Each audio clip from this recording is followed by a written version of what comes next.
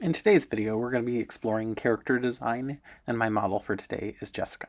So I'm going to first start off with this character design kind of makeup. This is going to be in the style of say maybe an old school horror movie monster makeup, utilizing wax, various tissues to create a character effects. So I'm going to start off by building up and reinforcing character. I'm going to be doing a little bit of a slight half face, maybe transformational, a zombie, or maybe some kind of moss monster style makeup. And here I'm just utilizing some wax to kind of build and restructure the shape to Jessica's face. And I'm utilizing a palette knife to kind of blend out some of my edges. And then I'm also using that palette knife to scrape off excess product. Now that I'm happy with my wax placement, I'm going to go ahead and skin my application. So I've laid down my wax. I've gotten it to a point where I'm happy with the blended edges. And now I'm going to go in with some liquid latex to put a skin or barrier in place. This will allow me for uniform painting. I'm going and taking some rolled cotton tissue just to give me some more texture and variation to help blend out some of those edges, and also to give some texture to Jessica's skin. And what I'm doing here is laying down a barrier of latex that's going to allow me to put a little bit more of that tissue into place. Here I'm just adding a little bit more wax variation to give me some irregularity to Jessica's skin. Helpful tips when working with wax is always have loose powder on hand.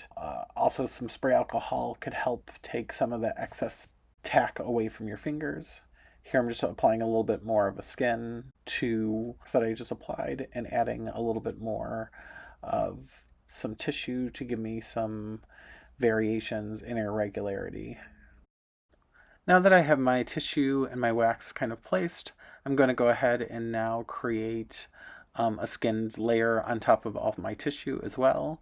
Here you can see that the liquid latex is wanting to grab some of that tissue, but that works because this is going to create some nice veiny effects. So you do have to kind of be careful as you're manipulating your work. What I'm trying to create here is a nice skin layer, but give me some irregularity and some vein layers so that I have a skin that's going to appear to be maybe rotten or decaying or transforming in one way or another. So here I'm just going through. I've now added a full layer of latex barrier on top of all of my tissue, and I'm examining areas of the face that I may want a little bit more texture. So here, while the latex is still active or live, I'm just adding a little bit more tissue over the lip area. I'm going to be adding a little bit of a second skin to my next layer of tissue. Now I'm just going to utilize a little bit of a blow dryer just to help speed up the process of drying any of my latex. Here I'm just tapping out the latex to make sure it's dry and to make sure I don't have any areas that are live or active. Here I'm going through and adding a foundation layer to both my latex layer as well as Jessica's face. Now I'm utilizing some setting powder and a powder puff to set my makeup both on my face as well as my appliance application. Because I'm using a foundation that has a little bit more of an oil to it, in fact I mixed a little bit of castor oil into a standard makeup to give me coverage so that it would blend smoothly on top of my latex. I need to make sure, as with any cream product, just to take the time to set your makeup. Here I'm just utilizing a little bit of a neutralizer to get rid of some of those red undertones that are breaking through in Jessie's skin. So I'm kind of adding a little bit of neutralizer. I probably should have done this prior to foundation application, but I'm noticing it now, so I'm just taking some time to neutralize.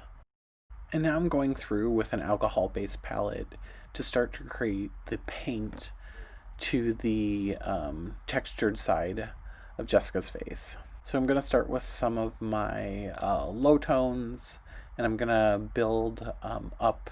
When you're working with a appliance or prosthetic, you just need to look at building your makeup layers, so paying attention to what your underlayers are first, and then building products up on top of that. So starting with your lower recesses, or at least I like to start on the lower portions, and then build and work my way up to those highlights and those ridges. And here I'm going to be using a combination of like greeny, earthy tones. So maybe this is some kind of moss transformation or some natural, earthy, unnatural element that is taking place within Jessie's face to create this transformation to occur. Now that I've laid my base green layers down, I'm starting to go in with some brown tones to create a little bit of contrast with my green and browns. And here I'm going in with some powder product into the eye area. Because I'm utilizing an alcohol-based palette, I'm trying to avoid a little too much excess alcohol in and around the eye.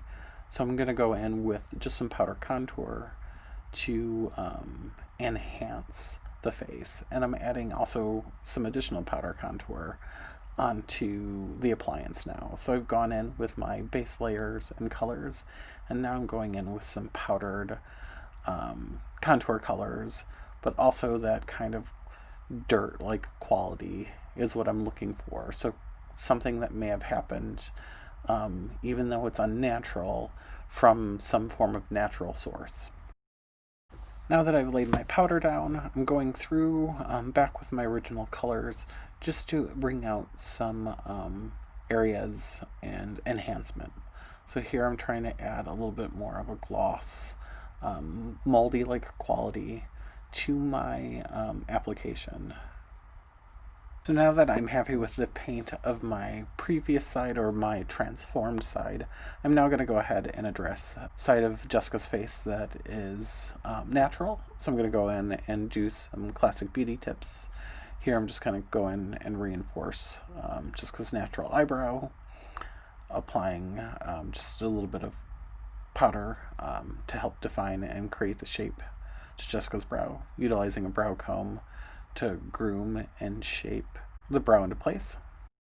And now I'm going to go in and add a little bit of contour color to Jessica's eye. Here I'm just using a greenish shade or a tealish shade, and then working with a browner tone to create a little bit of depth and crease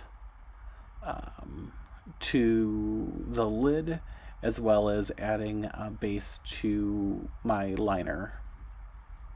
Here I'm just adding a little bit of a brow highlight just to the fall of the brow into the inside corner of the eye. Adding a little bit of that highlight shade just on the inner edge of the eye again. And going in and reinforcing some of that green tone. So trying to blend out into the crease. Taking a Q-tip just to clean up any excess product and placement that I don't want. And now I'm going in with my highlight color and adding just a little bit of that highlight golden or yellowish tone just underneath the eye for a pop of color. I'm going to just go ahead and add some mascara, starting with the bottom lash, doing a little bit of a zigzag motion or putting product into the bottom lashes. And then while having Jessie look down, I'm going to actually roll my spoolie on top of the lash to take out any fallout that may occur from the shadow, and then work from underneath to push product into the lashes. This is going to help to evenly distribute mascara on the eyes. Here I'm just taking a soft blush tone, just kind of a nice soft pink tone, just to give a little bit of natural flushness to Jessica's face. And here I'm just adding a little bit of a pink tone to Jessica's lip. I'm going to try to blend it and fade it into the transformation that is going to be occurring onto Jessica's face. So I've decided that I'm going to add just a little bit, because we had some discoloration that was already naturally happening. I decided that I'm going to carry some of this transformation across to that side, just as opposed to trying to blend that out. I'm just going to utilize those undertones that are naturally there to see that this whatever transformation is actually occurring is starting to take its process and take its toll to that side of Jessica's face. So here we have a completed look. So we have Jessica mid-transformation with some kind of earthy natural thing that is occurring or unnatural thing that is occurring. Now I'm going to walk you through some of the removal process. So I'm utilizing a pair of tweezers to lift up on my latex. I have some isopropyl myrstrate, which is a universal remover, just on a saturated cotton ball.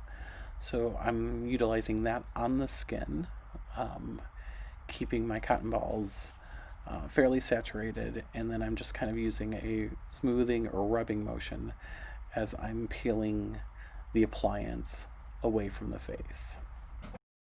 And I'm working on slowly just kind of keeping that barrier on Jessica's skin while I'm actually slowly and ever so gently pulling the appliance away from the skin. In here you can see I'm using just some even pressure to pull the appliance with a cotton ball that is saturated with remover, and just keeping that barrier rolling against each other so that you pull the appliance while applying remover to the skin. This will allow for the slip and the ease of removal. It's my hope that you learned something with me today. And remember, if you believe it's possible, you can make it possible.